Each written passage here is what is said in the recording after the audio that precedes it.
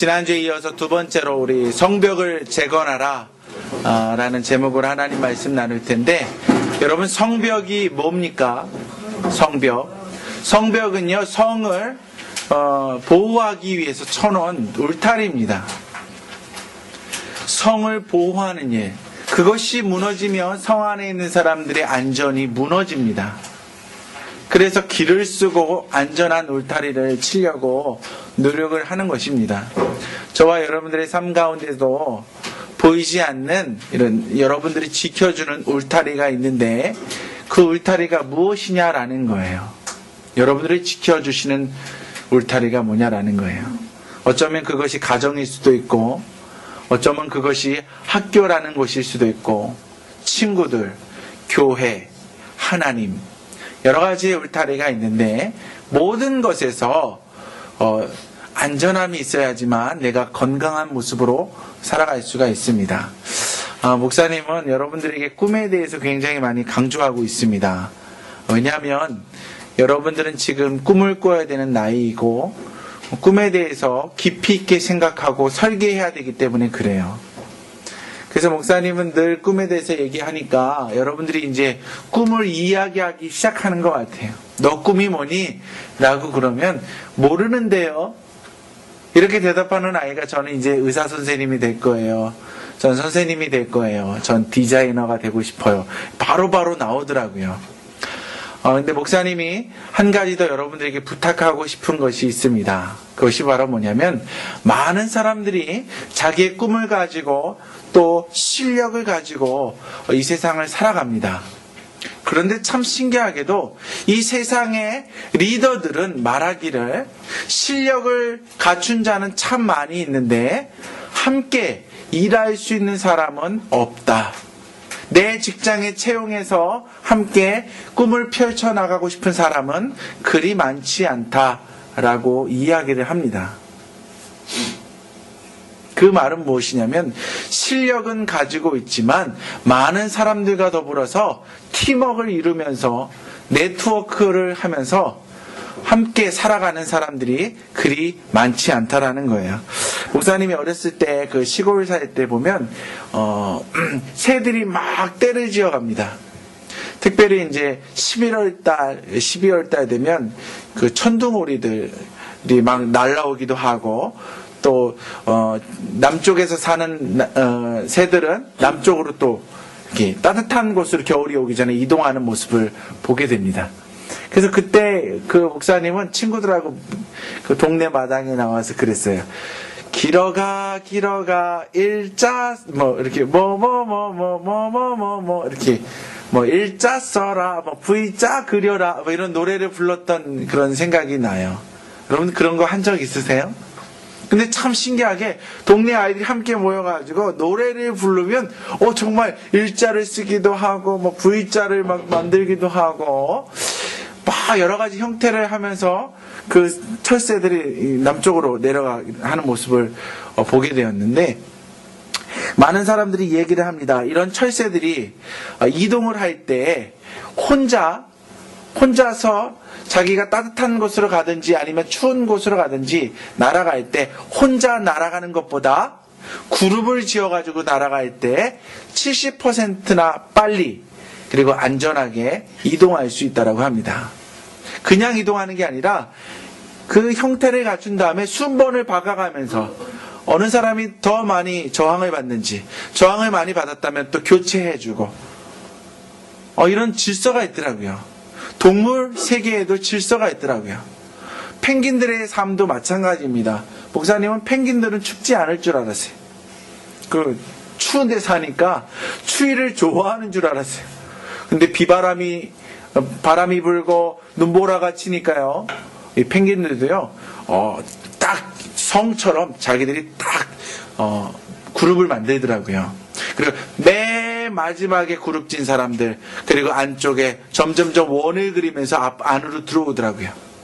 근데 참 신기한 게, 바깥에서 있는 사람은 계속 바깥에 있는 게 아니라 어느 정도 시간이 지나면 맨 안에 있는 사람과 교대를 한다라는 거예요. 이게 아주 질서 있는 자연의 섭리입니다.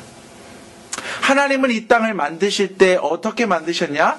너 혼자만 살아가는 것이 아니라 주변에 있는 모든 것과 조화를 이루면서 살아가라 라고 명령을 내리신 거예요.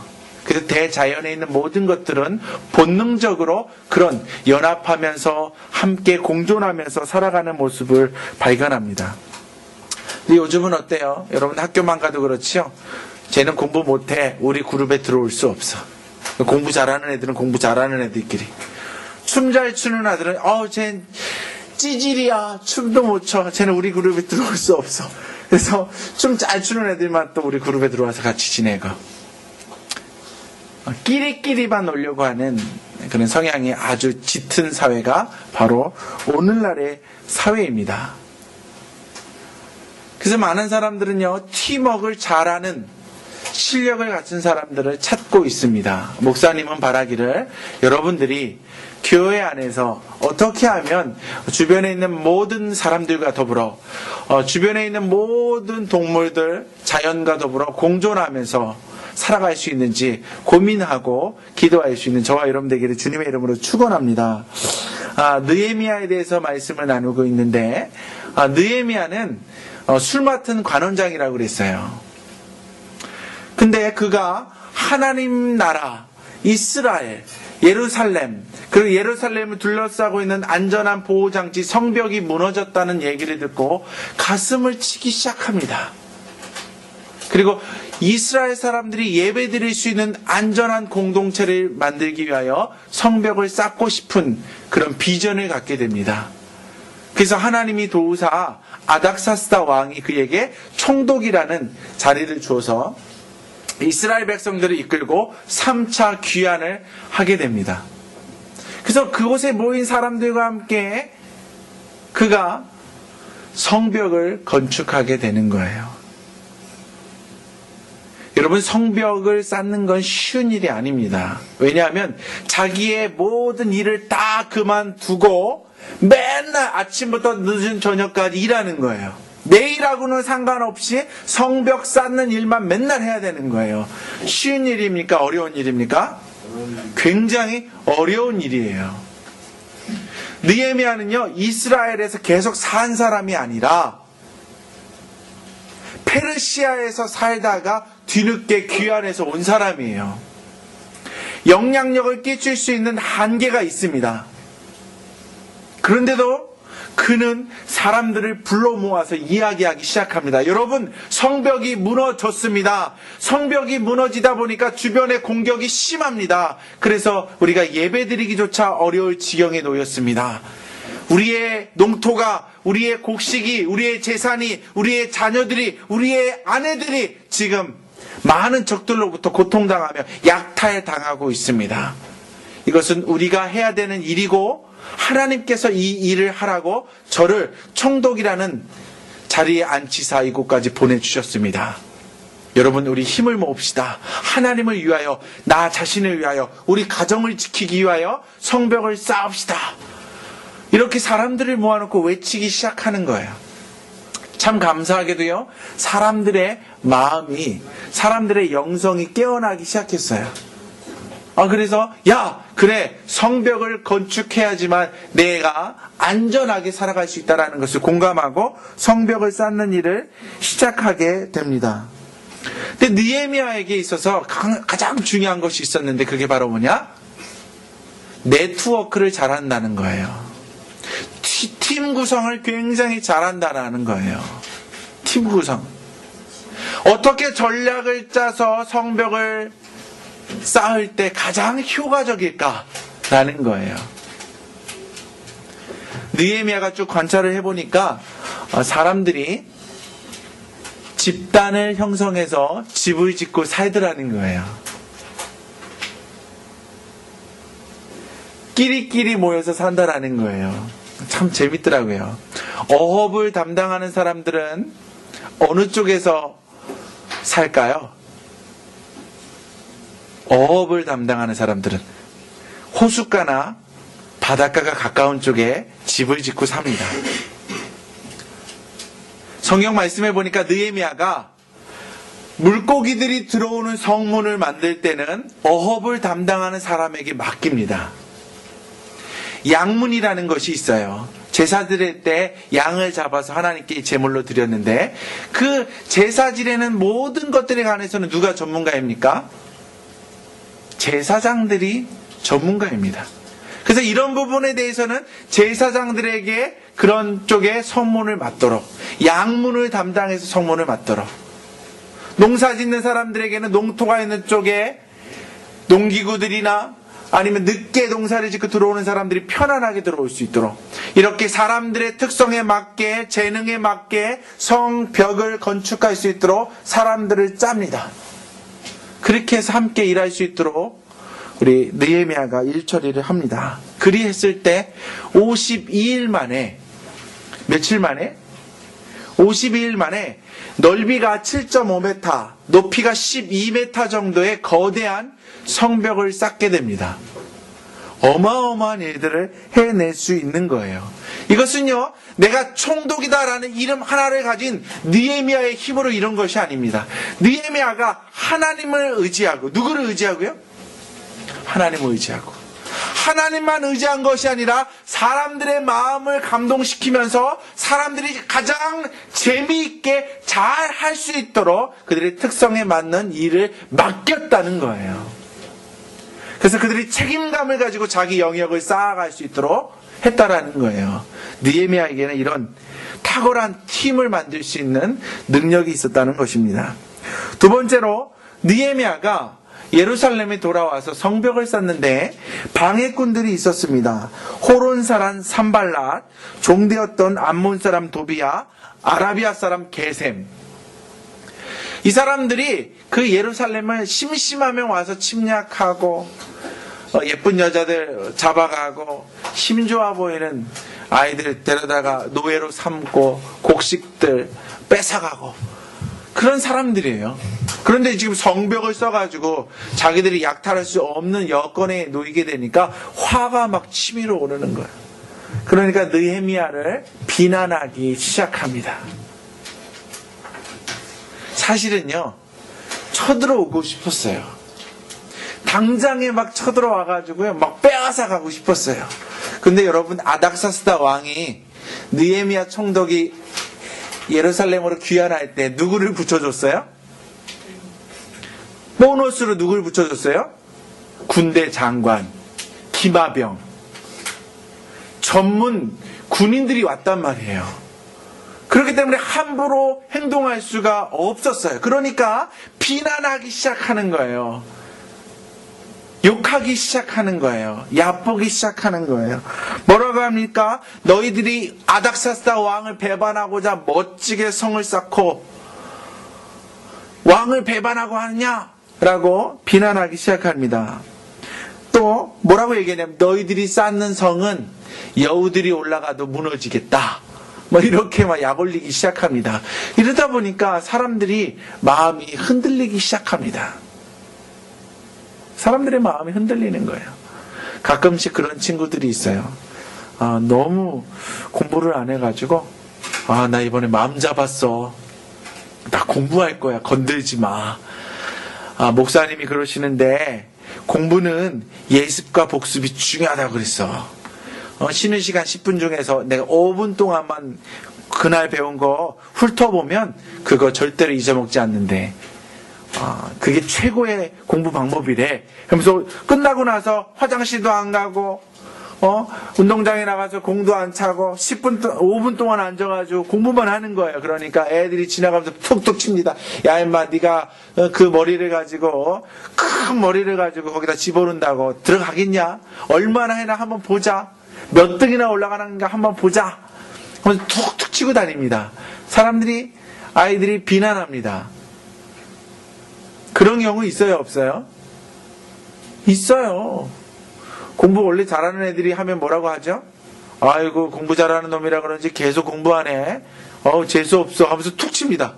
공부 못하는 애가 공부하겠다고 마음 잡아서 공부하면 공부한다고 뭐라고 하고, 공부 잘하는 놈이 공부 더 잘하려고 공부하면 재수없다고 해서 팍팍 치고 비난하고 그런다는 거예요. 집중할 수 없도록 방해를 하는 거예요. 집중을 못하면 어떻게 돼요? 자꾸 비난을 받으면 집중하기가 어려워요. 마음에 상처가 생겨요. 포기하고 싶어 합니다. 이것이 바로 외부 세력의 비난의 목표입니다. 무너뜨리자. 뭘 무너뜨리냐? 그들의 목표를 무너뜨리자. 그들의 야심찬 그런 열망들을 무너뜨리자. 이것이 비난하는 사람들의 목표라는 거예요. 여러분, 비난의 소리가 들려오면 어떻게 해야 합니까? 어떻게 해야 돼요? 더욱더 내가 하고자 하는 일에 집중해야 되는 거예요. 여러분, 한번 그 변명해 보세요. 설명해 보세요. 너 왜 공부하냐? 계속 설명해 보세요. 그럼 몇 분 지나갔어요? 5분, 10분 다 지나갑니다. 그 다음 날에도 5분, 10분 다 지나가요.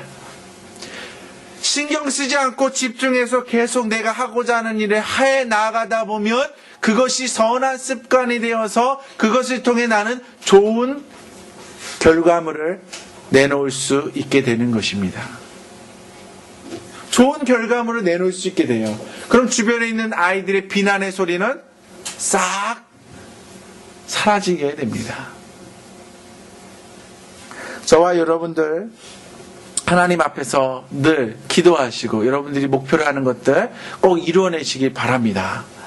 여기 세 사람, 산발락과 도비야와 게셈이 자꾸 유혹해 오는 거예요. 비난해 오는 거예요. 공격하겠다고 군대를 앞에다 놓고 자꾸 위협하는 거예요. 그러니까 어떻게 합니까? 사람들을 하려고 격려를 합니다. 느헤미야는 사람들을 격려하기 시작합니다. 여러분, 하나님이 우리랑 함께 하실 것입니다. 여러분, 성벽 쌓는 일은 하나님이 도우실 것입니다. 격려하기 시작하는 거예요.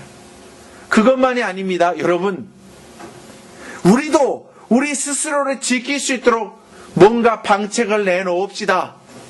그래서요, 사람들이 반은 성벽을 쌓는 일을 하고 반은 칼을 차고 방패를 들고 창을 들고 보초를 쏘면서 공사에 임합니다. 나중에는요, 한 손에는 무기를 들고 한 손에는 돌을 날르면서 일을 하게 됩니다. 이러한 열정적인 것을 가지고 목표를 향해 전진해 나아갔을 때 52일이라는 놀라운 단기간에 성벽을 쌓아 올릴 수 있었던 거예요. 그리고 또 한 가지가 있습니다. 느헤미야를 통해서 배울 수 있는 또 한 가지, 세 번째 것이 있는데, 따라해 보세요. 내부의 문제를 해결하라. 내부의 문제를 해결하라. 이게 굉장히 중요합니다. 이게 굉장히 중요한 문제예요. 성벽을 쌓는다는 것은 무엇이죠?